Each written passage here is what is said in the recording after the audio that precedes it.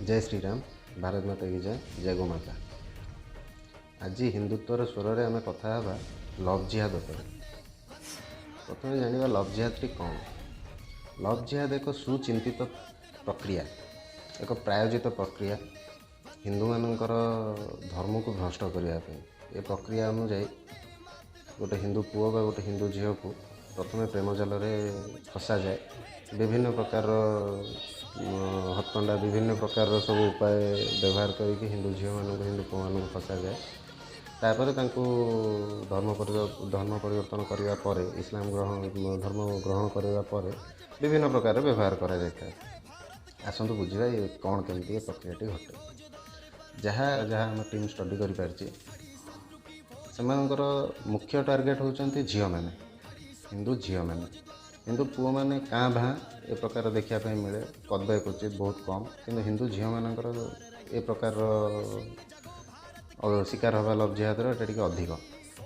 प्रथम जो गोटे हिंदू झील मैट्रिक पर्यंत पढ़ू थाए से पाखापाखि निज गाँ निज पंचायत भीतर स्कूल रे पाठ पढ़ू थाए निज परिवार वर्ग बा परिचित मान नजर थाए।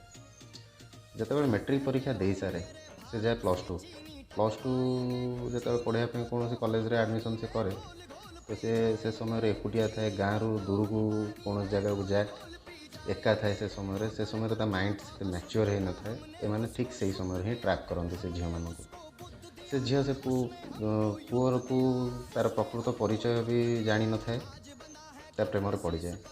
वास्तविक से निजक से प्रकार ही लुचाई था निज वास्तविकता से प्रकार लुचाई था कि गोटे मुस्लिम पिलाटे मथारे तिलक मारदे तुम विश्वास जितवाई सी मंदिर को जीव तुम सांगे हाथ में व्रत बांध संपर्क किछि बाट आगे गला परे किछि सीमा डेई गला परे तांकर वास्तविक परिचयटा प्रकाश पाए। सेतेबेलू ये झील पाखे कौन उपाय न था। जदि भी से झील फेरवाई चेष्टा करे तो से पुओ द्वारा से ब्लैकमेल विभिन्न इमोशनली ठारू विभिन्न प्रकार ब्लैकमेलिंग शिकार हुए से झील।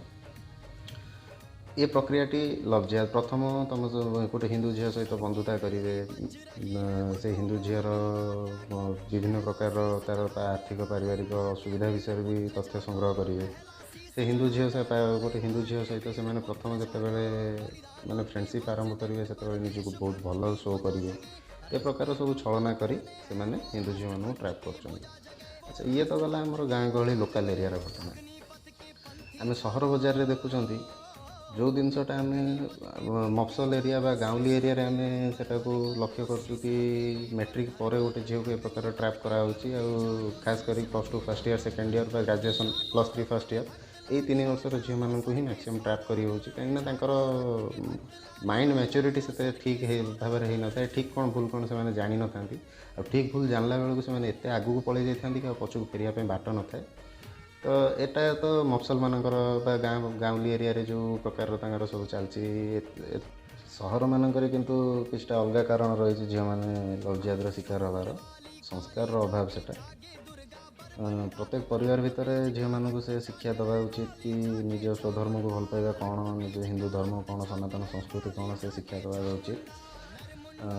शिक्षागत आक्षरिक शिक्षा अपेक्षा ए प्रकार संस्कार शिक्षा सेटा अधिक मात्रा रे उपयोगी होता है। आम लव जिहाद को जदि चाहिए तो आराम से रोकी पारिबा। मात्र ये प्रत्येक परिवार प्रत्येक हिंदू घर भितर गोटे जनजागृति सृष्टि करिया पड़िबो। आम समस्त की प्रत्येक भौणी मानू जो मैंने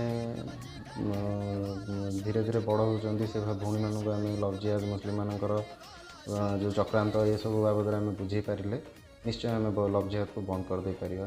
आ प्रत्येक हिंदू युवक ये प्रति टिके ध्यान लक्ष्य देवा दरकार कि जदि गोटे झील गोटे कौन अण हिंदू बा कौन सांप्रदायिक व्यक्ति सांगे कौन संपर्क में रोचे तो आम केमी रोकवा प्रकार चिंताधारा रहा दरकार। तापर आम चिंता करिया हाँ मुस्लिम टाक बाहगले मुस्लिम टाक भल पाईगले कौन होगा कौन अच्छी ताधे आम जाना दरकार। खास करके आम ओडिया हिसाब से ये जाना दरकार जदि विश्वर प्रथम लव जिहाद केस कौन जगह घटी से ओडिशा रे घटी 1565 मसीह राजीव लोचन राय नामक जड़े वैष्णव ब्राह्मण जी कलिंग सेनार सेनापति थे। सी सेतबेलर बेंगल सुल्तान को झील प्रेम पड़ती गुलनाज बोलिकी से झील ना से निजक परिवर्तन करदे कला पहाड़ साजिले। ସାଜିବା କଳା ପାହାଡ଼ ସାଜିବା ପରେ ପରେ ବିଭିନ୍ନ ଜାଗାକୁ ଆକ୍ରମଣ କରାଗଲା। କାମାକ୍ଷା ମନ୍ଦିର କୁହନ୍ତୁ, କୋଣାର୍କ ମନ୍ଦିର କୁହନ୍ତୁ, ଆମ ପୁରୀ ଜଗନ୍ନାଥ ମନ୍ଦିର କୁହନ୍ତୁ, ଏସବୁ ଜଗନ୍ନାଥ ମନ୍ଦିରକୁ ବାରମ୍ବାର ଆକ୍ରମଣ ପରେ ଗୋଟେ ପିତ୍ତଳ କଳସ, ତମ୍ବା କଳସ ଚୋରି କରାଗଲା। ଏ ପ୍ରକାର ଜିନିଷ ଗୋଟେ କନଭର୍ଟେଡ଼ ହିନ୍ଦୁ ହିଁ କରିପାରିଲା। ଆଉ ସେମାନେ ତାଙ୍କର ମେନ୍ ମକସଦ ହେଉଛି ଆମେ ନିଜେ ଲଢ଼ିବାନି, ସେଇମାନଙ୍କୁ ପରିବର୍ତ୍ତନ କରିବା, ପରିବର୍ତ୍ତନ ହୋଇଯାଇଥିବା ଲୋକଙ୍କୁ ପରିବର୍ତ୍ତନ ନ ହୋଇଥିବା ଲୋକଙ୍କ ସହିତ ଲଢ଼େଇବା। ଏ ପ୍ରକ୍ରିୟାରେ ସେମାନେ ସେଇଥିପାଇଁ ହିଁ ଅଧିକାଂଶ ଲଭ୍ ଜିହାଦର ଟ୍ରେଣ୍ଡଟା ତାଙ୍କର ଚଲେଇଛନ୍ତି।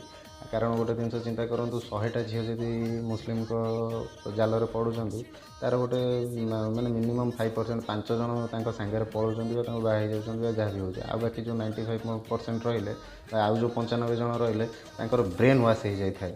ସେ ତେଣିକି ଗୋଟେ ମୁସଲିମ କି ଭଲ ପାଇଛି, ବାହାଘର ବେଳକୁ ଅନ୍ୟ କୌଣସି ଗୋଟେ ହିନ୍ଦୁ ପୁଅକୁ ବାହା ହେଇଯାଇପାରେ ତା ପରିବାରର ହିସାବରେ, କିନ୍ତୁ ତା ମାଇଣ୍ଡଟି ପୁରା ସମ୍ପୂର୍ଣ୍ଣ ୱାଶ୍ ହେଇଯାଇଥାଏ। ସେ ଏକ ପ୍ରକାର ସେକୁଲାର ସାଜି ଯାଇଥାଏ। ସେ ତା ପିଲାମାନଙ୍କୁ ସେ ଶିକ୍ଷା ହିଁ ଦେଇପାରିବନି କି ହିନ୍ଦୁ ଧର୍ମଟା କେତେ ମହାନ, ଆମ ଧର୍ମରେ କ'ଣ ସବୁ ମହାନତା ରହିଛି, ଆମ ଧର୍ମର ବିଶେଷତ୍ୱ କ'ଣ, ସେ ଜ୍ଞାନ ସେ ଦେଇପାରିବନି ତା ପିଲାମାନଙ୍କୁ। ଏସବୁ ଉପରେ ଟିକେ ଚିନ୍ତା କରିବା ଦରକାର। ଖାସ୍ କରି ଘରର ମୁରବୀମାନେ ଯେଉଁମାନେ, ପିଲାଙ୍କର ବାପା ମାଆ ମାନେ, ଏମାନେ ପିଲାଙ୍କୁ ଯଥେଷ୍ଟ ଶିକ୍ଷା ଦେବା ଦରକାର। ଉଚିତ କ'ଣ ଅନୁଚିତ କ'ଣ, ଯେମିତି ଆମେ ସାଧାରଣତଃ ଗୋଟେ ପିଲାକୁ ଘରୁ ବାହାରକୁ ବାହାର କଲାବେଳେ ଆମେ ସାଧାରଣତଃ ଶିକ୍ଷା ଦିଅନ୍ତି କି କୌଣସି ମାଦକ ଦ୍ରବ୍ୟ ଛୁଇଁବ ନାହିଁ, ସେଗୁଡ଼ା ଦେହ ପାଇଁ ଖରାପ, ଭଲ ନୁହଁ, ଖରାପ ପିଲାଙ୍କ ସାଙ୍ଗରେ ମିଶିବ ନାହିଁ। ସେ ପ୍ରକାର ଆମେ ଏ ଜିନିଷଟିକି ବି ସେ ପିଲାମାନଙ୍କୁ ଛୁଆଟି ବେଳରୁ ଶିଖାଇବା ଉଚିତ। ଯାହାଫଳରେ କି ଯେଉଁ ପରିସ୍ଥିତି ବର୍ତ୍ତମାନ ତାଲିବାନ ବା ଆଫଗାନିସ୍ତାନରେ ତାଲିବାନ ଦ୍ୱାରା କରାଯାଉଛି, ସେ ପରିସ୍ଥିତି ଯେମିତି ଆମ ଭାରତରେ ନ ପଡ଼ୁ। ଲଭ୍ ଜିହାଦ ବିଷୟରେ ଯାହା ଯେତିକି ରିସର୍ଚ୍ଚ ଥିଲା ମୁଁ ସେ ବାବଦରେ କହିଲି। ଆଉ ଭିଡ଼ିଓଟି ଭଲ ଲାଗିଲେ ନିଶ୍ଚୟ ଆଗକୁ ସେୟାର କରିବେ। ହୁଏତ କୌଣସି ଗୋଟେ ଭଉଣୀ କୌଣସି ଜାଗାରେ ଲଭ୍ ଜିହାଦର ଶିକାର ହେବା ପାଇଁ ଯାଉ ବଞ୍ଚି ଯାଇପାରେ। ରହିଲି।